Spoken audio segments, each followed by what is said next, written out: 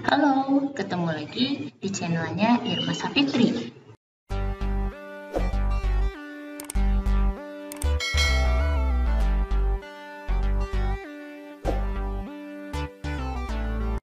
Kali ini kita akan membahas mengenai hukum dasar kimia bagian yang kedua. Seperti kita ketahui, kalau hukum dasar kimia menjadi dua jenis, yaitu hukum yang berhubungan dengan massa unsur dan hukum yang berhubungan dengan volume gas yang bereaksi. Nah, pada bagian 1 sudah dibahas beberapa hukum dasar kimia. Tapi di sini saya ingatkan kembali mengenai jenis-jenis hukum dasar kimia. Oke, yang pertama ada hukum kekekalan massa. Yang kedua ada hukum perbandingan tetap. Yang ketiga ada hukum kelipatan perbandingan. Yang keempat ada hukum perbandingan volume. Dan yang kelima ada hipotesis Avogadro. Dua hukum ini sudah kita bahas pada bagian yang pertama. Berarti pada bagian yang kedua ini kita akan membahas 3 hukum dasar kimia, yaitu hukum kelipatan perbandingan, hukum perbandingan volume, dan hipotesis Avogadro. Oke, kita mulai dari hukum kelipatan perbandingan menurut Dalton. Hukum kelipatan perbandingan menurut Dalton itu menyatakan bila dua unsur dapat membentuk lebih dari satu senyawa dan jika massa salah satu unsur tersebut dalam senyawa-senyawanya adalah sama, maka perbandingan massa unsur yang lain dalam senyawa-senyawa tersebut merupakan bilangan bulat dan sederhana. Oke, dari pernyataan hukum kelipatan perbandingan ini kita tuangkan ke dalam contoh soal, biar nanti kalian lebih paham lagi. Di sini saya punya contoh soalnya adalah gas nitrogen dan oksigen dapat membentuk 4 buah senyawa dengan komposisi berikut. Ada senyawa N2O, ada senyawa NO, ada senyawa N2O3, ada senyawa N2O4. Dengan massa nitrogen dalam gram yaitu 21, 14, 21 dan 28. Sedangkan massa oksigen dalam gram yaitu 12, 16, 36 dan 64. Pertanyaannya adalah tentukan perbandingan massa unsur oksigen jika massa unsur nitrogen dibuat tetap. Ini ya. Ingat nanti yang dibuat tetapnya adalah massa nitrogen. Nah, bagaimana mengerjakan soal seperti ini? Oke, kita selesaikan saja ya. Untuk menjawab soal, kita cek dulu. Yang ditanyakan adalah berapa perbandingan massa unsur oksigen jika unsur nitrogen kita buat tetap. Salah satu cara untuk membuat massa unsur nitrogen dalam keadaan tetap adalah massa nitrogen kita buat sama dengan 7. Tapi ini kondisional, nanti tergantung angkanya. Karena memang yang kita dapatkan di sini kalau massa nitrogen semuanya adalah kelipatan 7. 21, 14, 21, dan 28. Ini kita buat sama dengan 7 ya, bukan dibagi dengan 7. Oke. Supaya massa nitrogennya sama dengan 7, berarti yang pertama, senyawa yang pertama, ini kita bagi dengan 3, yang kedua kita bagi dengan 2, Yang ketiga kita bagi dengan 3, dan yang keempat kita bagi dengan 4. Oke, sampai di sini bisa difahami kan ya? Supaya angka-angka atau massa nitrogennya ini sama dengan 7. Berarti pembaginya ini nanti akan menyesuaikan berapa angka awalnya. Nah, ketika nanti untuk menentukan massa oksigennya, maka dilakukan hal yang sama, tapi tidak kita buat sama dengan 7. Yang dilakukan adalah kita bagi massa oksigen dengan pembagi yang sama ketika kita menentukan massa nitrogen. Di senyawa yang pertama, ini kita bagi 3, berarti oksigen pun sama, harus dibagi 3. Senyawa yang kedua dibagi dengan 2, senyawa yang ketiga dibagi dengan 3, dan senyawa yang keempat kita bagi dengan 4. Dari hasil perhitungan tadi, maka akan kita dapatkan kalau massa nitrogen kita buat tetap, yaitu sama dengan 7, dan massa oksigen yang diperoleh yaitu ada 4 gram, 8 gram, 12 gram, dan 16 gram. Kemudian, karena ini nilai massa oksigennya itu adalah kelipatan 4, maka ini masih bisa kita perkecil dan semuanya kita bagi dengan 4. Sehingga nanti kita dapatkan 1, 2, 3, dan 4. Nah, ini seperti yang tadi saya bilang, perbandingan massa oksigennya yaitu 4, 8, 12, dan 16. Atau langsung diperkecil yaitu 1, 2, 3, 4. Ya, ini setelah sebelumnya kita bagi dengan 4. Oke, untuk yang kedua yaitu hukum perbandingan volume atau lebih dikenal dengan hukum Gay-Lussac. Di mana hukum Gay-Lussac ini menyatakan pada suhu dan tekanan yang sama, perbandingan volume gas-gas yang bereaksi dan volume dari gas-gas hasil bereaksi akan memiliki perbandingan berupa bilangan bulat dan sederhana. Atau bisa kita tuliskan dengan perbandingan koefisien akan sebanding dengan perbandingan volume. Rumusnya yang digunakan dalam hukum perbandingan volume ini adalah jika yang kita cari adalah volumenya, maka rumusnya adalah koefisien dari senyawa yang ditanyakan dibagi dengan koefisien senyawa yang diketahui dikalikan dengan volume dari senyawa yang diketahui. Ya, rumusnya jangan tertukar. Rumusnya seperti ini. Koefisien ditanyakan per koefisien diketahui kalikan dengan volume yang diketahui. Oke, kita langsung saja ke contoh soal untuk hukum perbandingan volume ini. Pada suhu dan tekanan tertentu, 15 liter gas hidrogen akan bereaksi dengan gas nitrogen dan akan menghasilkan gas amonia atau NH3. Pertanyaannya adalah, yang pertama, tuliskan persamaan reaksinya. Yang kedua, tentukan perbandingan volume gas bereaksi dan hasil reaksi. Yang ketiga, tentukan volume gas nitrogen dan gas amoniak.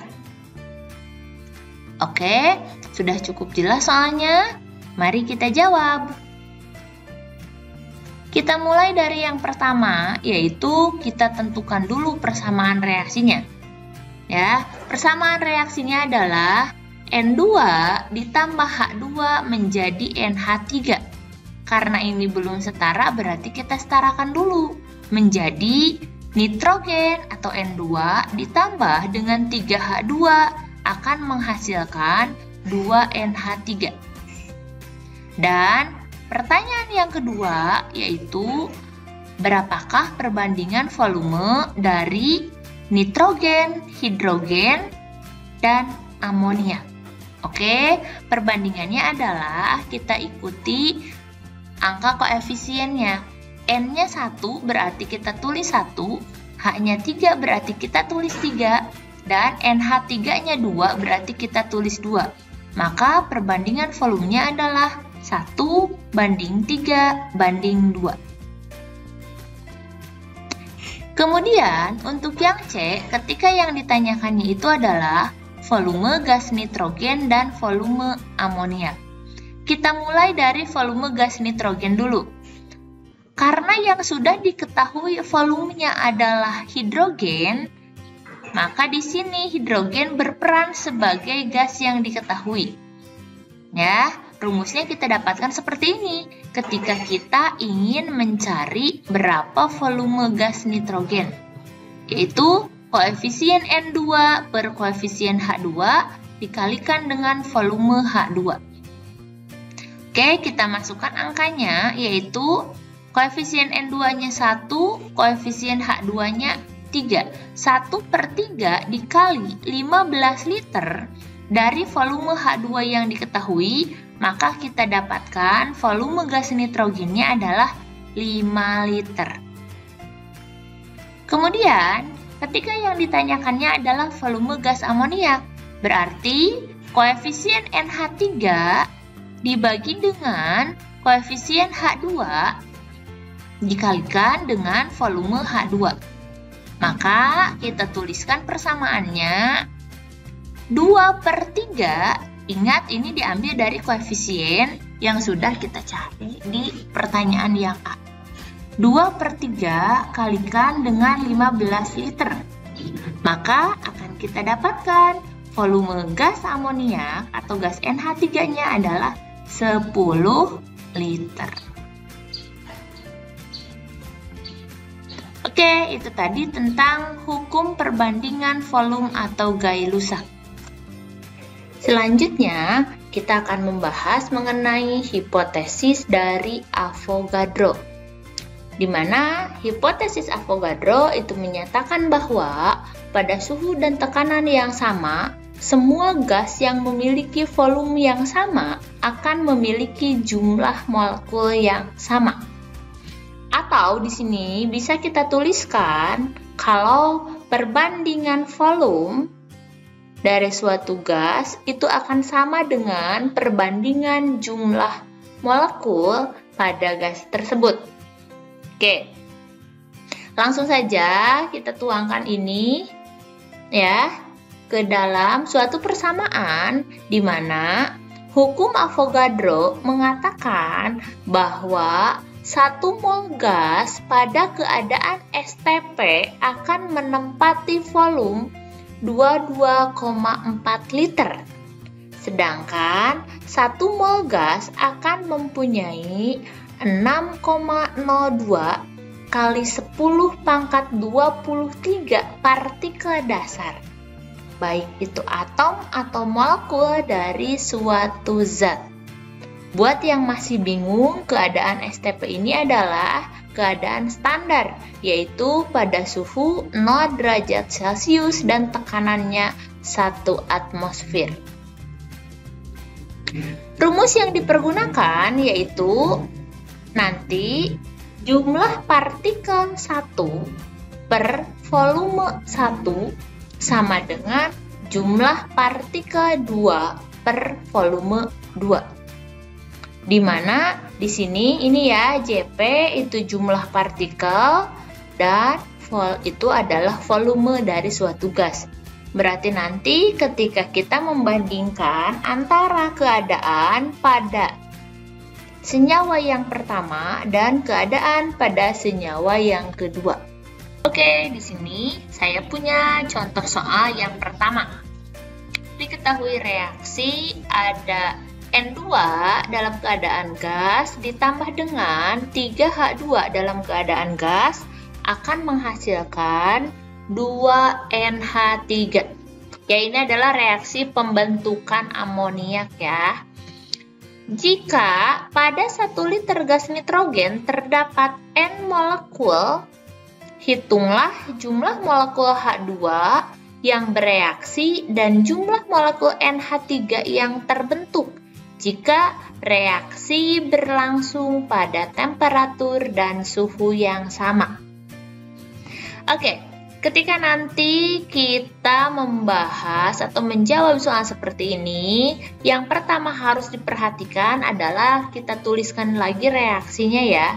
Kenapa? Karena dari reaksi ini nanti kita akan dapat perbandingan awalnya ya. Di sini perbandingan volume ya, perbandingan volume dari N2, H2 dan NH3 itu merujuk pada koefisien yaitu 1:3:2. Nah, ketika nanti kita akan mencari perbandingan molekulnya dan kita punya molekul N2 itu adalah sebanyak N, berarti itu adalah sebagai fokus kita atau sebagai patokan kita. Maka bisa kita cari molekul H2-nya itu adalah 3/1. 3-nya itu adalah ini ya, perbandingan volume untuk H2 ya. Satunya itu adalah N2 sebagai patokan dikalikan dengan N molekul. N molekul karena tadi di sini nitrogen itu molekulnya adalah sebanyak N. Maka 3/1 kali N kita dapatkan hasilnya adalah 3N molekul. Kemudian yang kedua yaitu molekul NH3. Molekul NH3 kita cari untuk perbandingan koefisiennya itu adalah 2/1 kalikan dengan N molekul, maka akan kita dapatkan hasilnya adalah sebanyak 2N molekul. Oke, itu untuk contoh soal yang pertama. Kemudian untuk contoh soal yang kedua, sebanyak 9 liter gas oksigen mengandung 3,01 kali 10⁻²² molekul. Pada suhu dan tekanan yang sama, hitunglah jumlah molekul 36 liter gas karbon dioksida.